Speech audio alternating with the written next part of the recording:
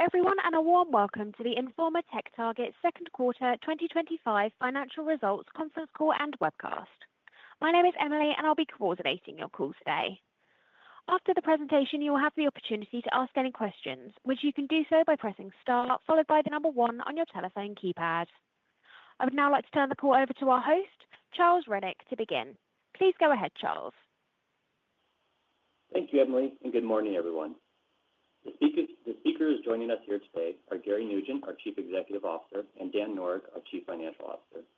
Before turning the call over to Gary, we would like to remind everyone on the call of our earnings release process. As previously announced, in order to provide you with an update on our business in advance of the call, we have posted a press release to the Investor Relations section of our website and furnished it on an 8-K. You can also find these materials with the SEC free of charge at the SEC's website, www.sec.gov. A corresponding webcast, as well as a replay of this conference call, will be made available on the Investor Relations section of our website. Following Gary's remarks, the management team will be available to answer questions. Any statements made today by Informa TechTarget that are not factual, including during the Q&A, may be considered forward-looking statements. These forward-looking statements, which are subject to risks and uncertainties, are based on assumptions and are not guarantees of our future performance. Actual results may differ materially from our forecasts and from these forward-looking statements. Forward-looking statements involve a number of risks and uncertainties, including those discussed in the Risk Factors section of our most recent periodic reports filed with the SEC. These statements speak only as of the date of this call, and Informa TechTarget undertakes no obligation to revise or update any forward-looking statements in order to reflect events that may arise after this conference call, except as required by law. Finally, we may also refer to certain financial measures not prepared in accordance with GAAP. A reconciliation of certain of these non-GAAP financial measures to the most comparable GAAP measure, to the extent available without unreasonable effort, accompanies our press release. With that, I'll turn the call over to Gary. Thank you, Charlie, and welcome all. Thank you for joining our call today. As always, we appreciate you investing the time.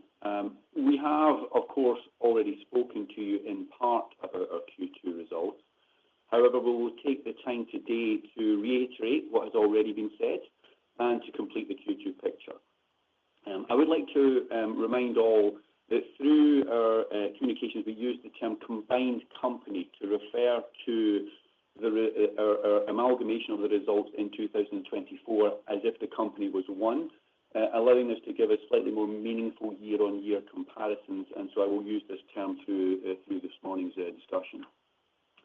Really, the key messages this morning are really as follows. First of all, our Q2 10Q was filed this morning. We are delighted to be filing ahead of schedule and confident in our ability to continue to do so going forward. We would maybe describe it as normal service has been resumed.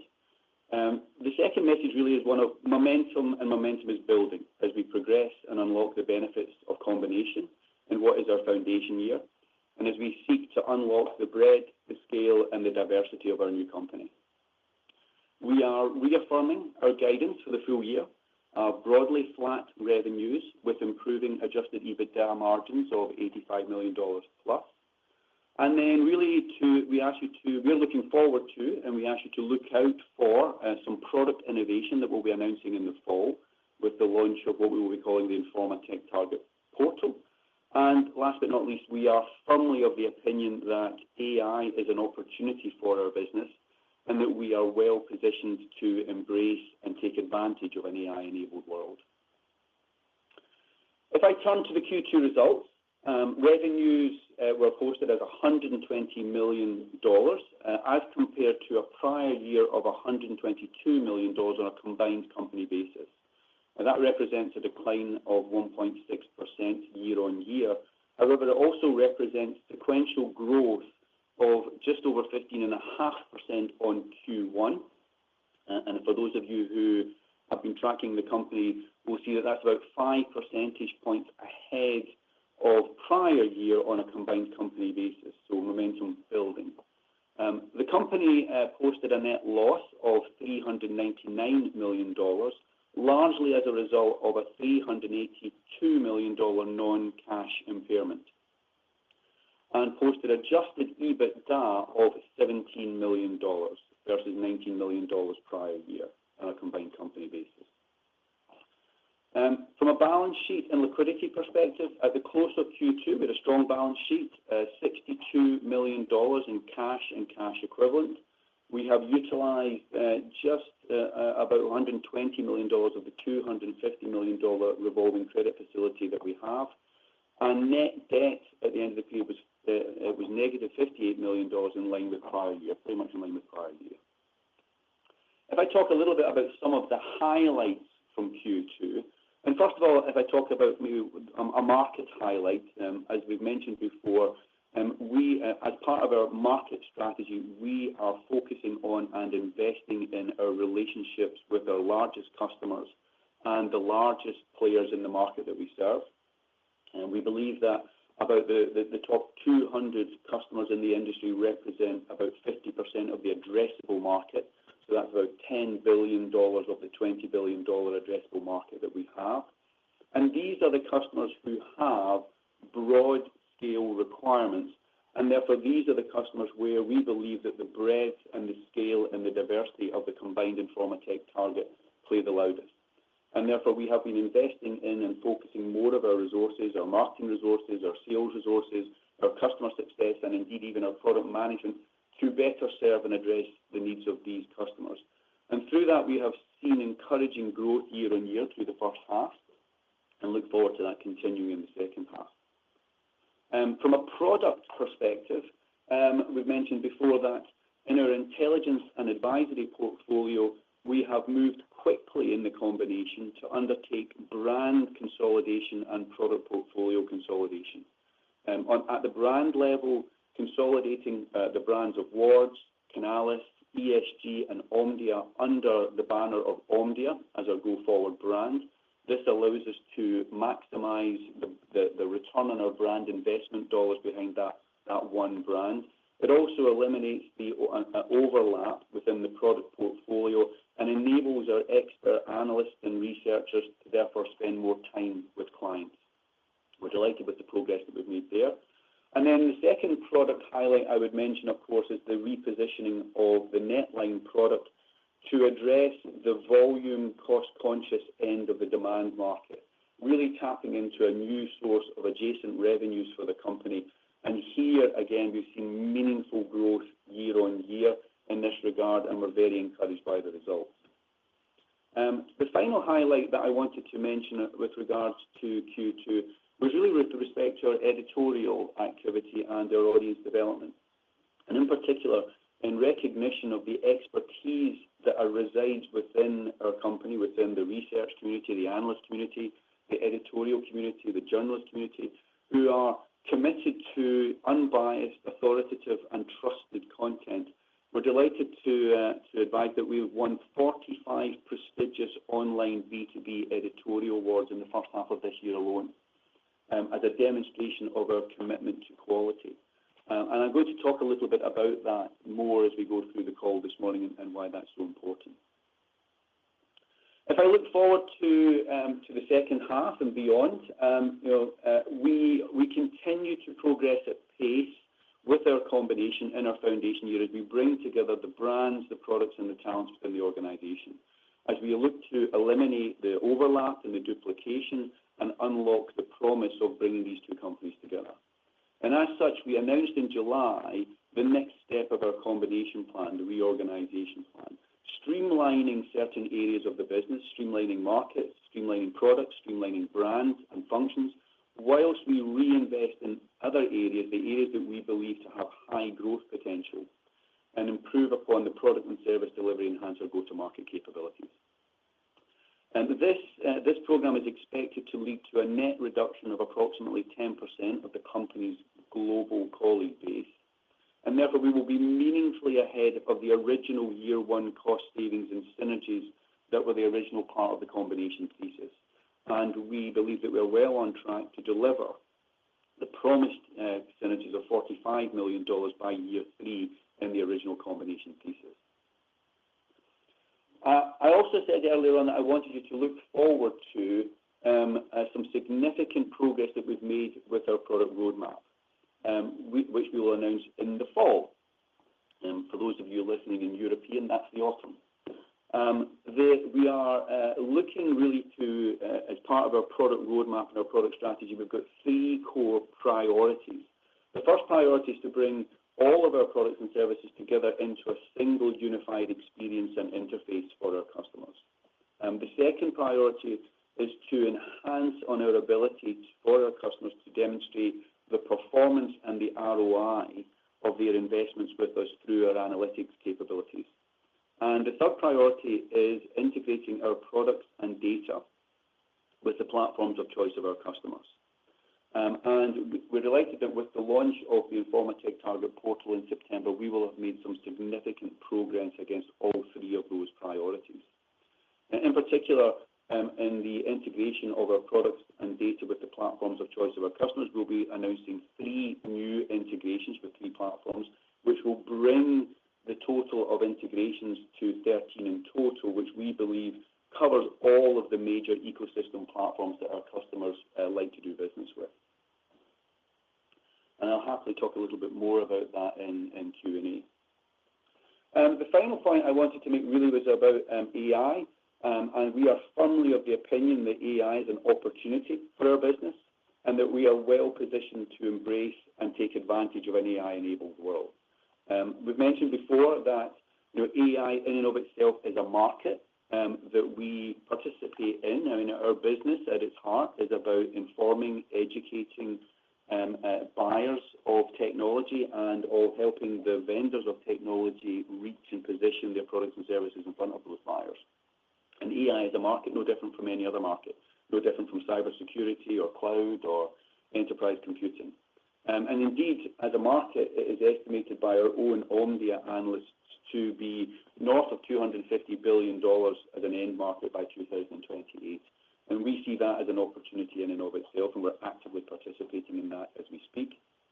Second, though, we've also mentioned that within our business, we see many ways for AI to improve the efficiency and the quality in our operations and the differentiation in our products and improve audience member experience. The primary AI use cases today lend themselves incredibly well to the heart of our business, which is largely in and around content curation and creation and data manipulation and analysis. And we will be leveraging that heavily within our business.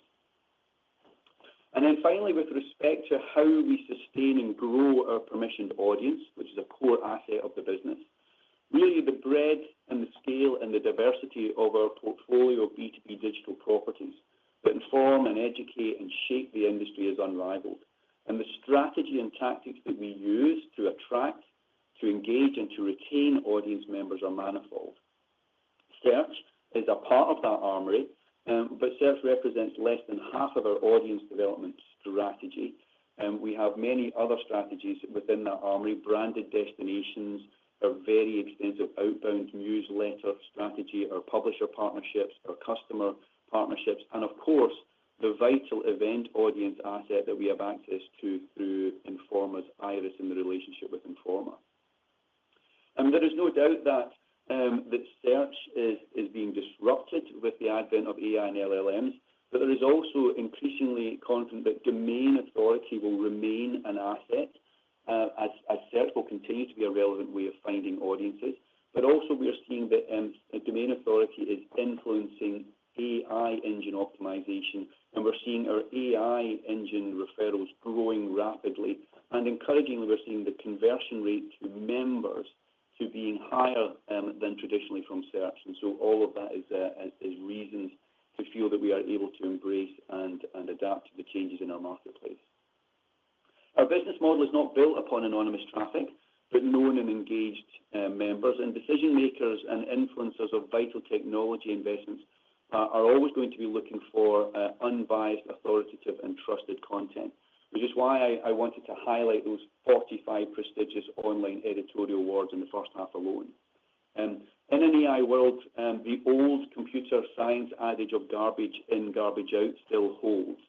And our ambition is to be the indispensable partner to the technology industry, connecting buyers to sellers and accelerating their growth. And at the heart of that strategy is our goal and our commitment to the quality of the information, the insight, and the actionable data that we produce as a company, effectively being the quality in and the quality out in this world. Finally, to close the call, and we'll move to Q&A, we are reaffirming our guidance for 2025. We see the sequential momentum that we've seen in Q2 over Q1 continuing into Q3 and then into Q4. I would highlight that sequential improvement from Q3 over Q2 is also not a normal pattern. The normal pattern you would have seen in the business in prior years was that Q3 is slightly lower than Q2. We do not believe that. We are not believing that to be the case this year. We're not forecasting that this year. And we are therefore reaffirming our guidance for the full year of broadly flat revenues and improving adjusted EBITDA margins of $85 million and plus. And as I mentioned, really the core message is to close in. Momentum is building as we progress and unlock the benefits of combination, the breadth, the scale, and the diversity of our new company. We're delighted, as I say again, and delighted for Dan and the team to be filing ahead of schedule and confident in our ability to continue to do so going forward. Look out for the product innovation in the fall. And as I say, we are firmly of the opinion that AI is an opportunity and that we're positioned to embrace and take advantage of an AI-enabled world. And with that, I will pause and I'll open up to questions and answers. Thank you. We will now begin the question and answer session. As a reminder, if you would like to ask a question today, please do so now by pressing star followed by the number 1 on your telephone keypad.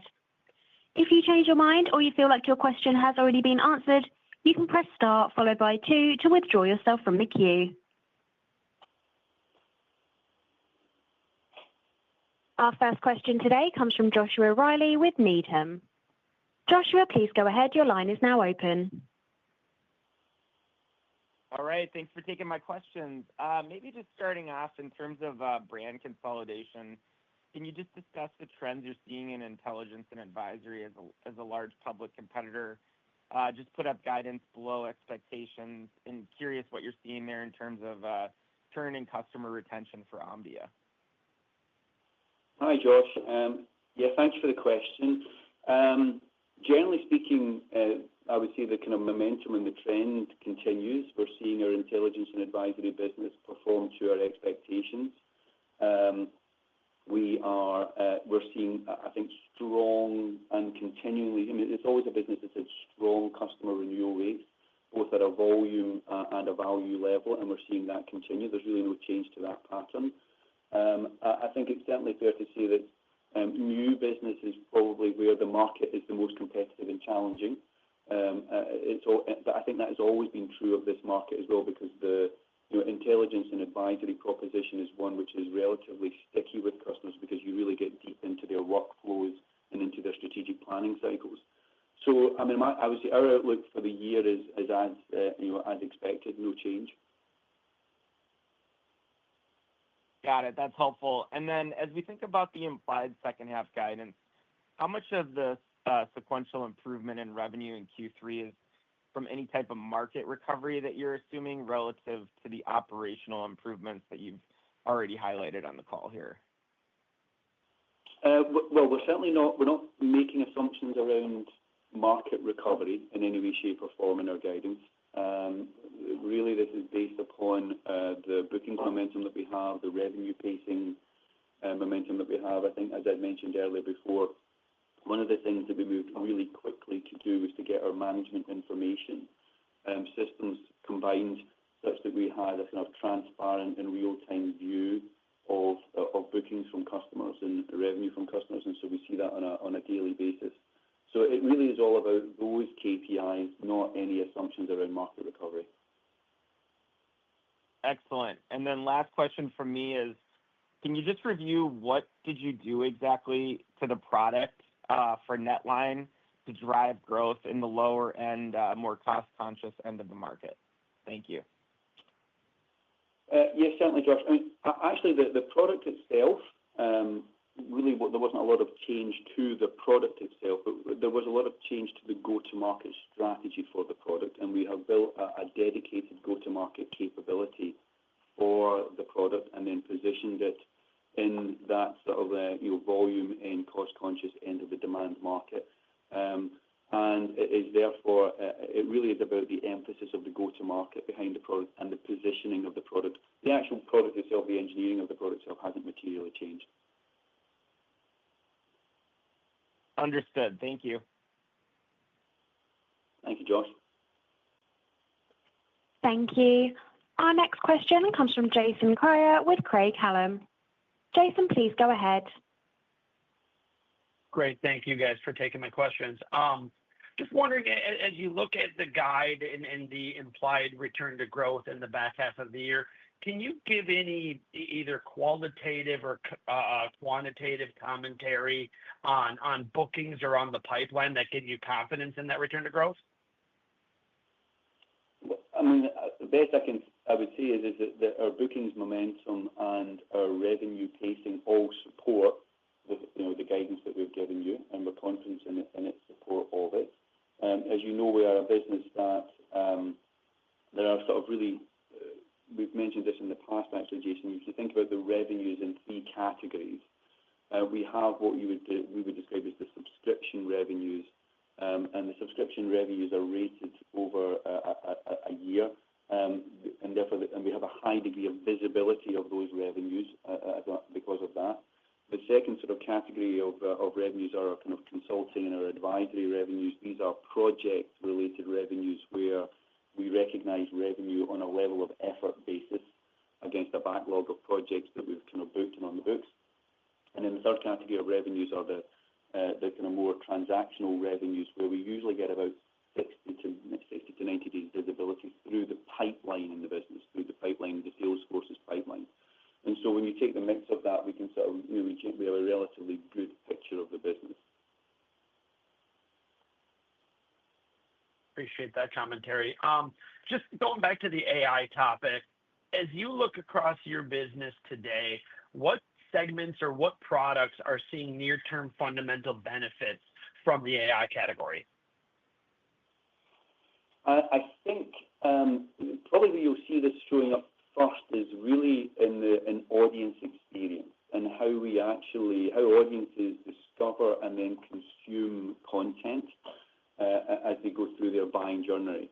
So if you think about our audiences, they are decision makers and influencers of material technology decisions. They require to be well informed and well educated prior to making those decisions. Indeed, they usually spend about 80% of the buying journey researching before they actually dialogue with potential vendors, shortlisted vendors. And really through AI, we have the ability to change the dynamic of the audience experience. So if you think about the audience experience today, we have over 220 B2B digital properties that inform, educate, and shape the market on a daily basis. But the reality is that when you discover one of those properties and you land on that property, no matter how you get there, you might get there through a search, you might get there through a direct link, you might get there through a brand that you recognize. Largely, you're consuming the content on that property. You may then we obviously encourage our audience members to move around to the network to learn more, to become more immersed in the subject. But actually, that is something which is easier said than done, if the truth be told.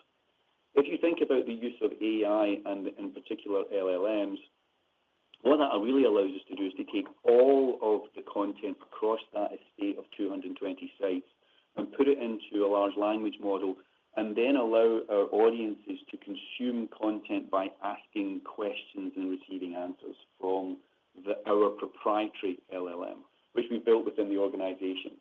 And indeed, we're in the process of consolidating all of the content from all 220 sites, and indeed, we will also add our research content to that as well. So you're fundamentally changing the audience's experience in terms of how they discover and then how they consume and how they become educated in a topic. And I think that's certainly probably first and foremost where we will see the influence. I also mentioned that a lot of what we do in our products is really data manipulation and analysis. So the whole notion of how do you derive intent signals from audience data and their consumption patterns is something that will be enhancing both in terms of quality and fidelity through the use of AI models as we move forward in time. So hopefully those are just two examples of where we can see leveraging AI first and foremost from an audience experience perspective, and second of all from a client value proposition perspective.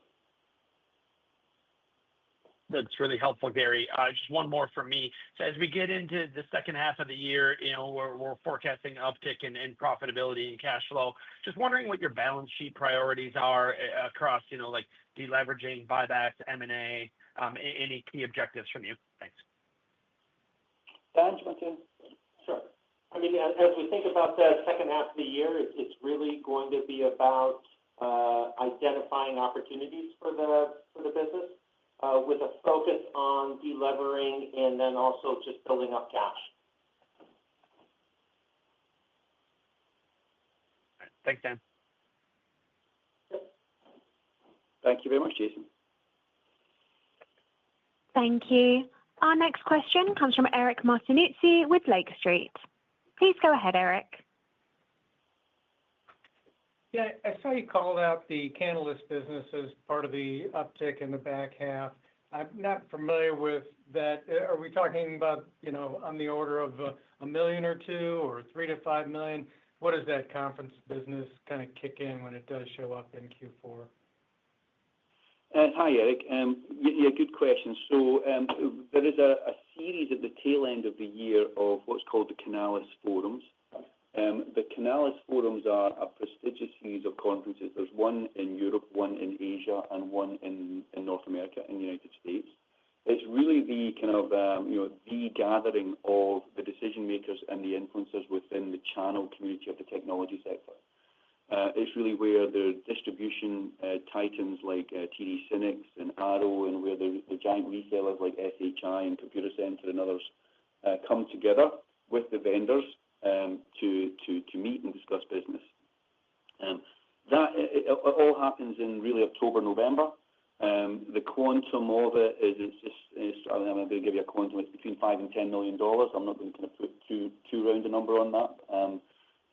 But it's in that range, and as I say, it tends to be it's what kind of gives the Q4 revenues a bit of that slight skew. Okay, that's helpful.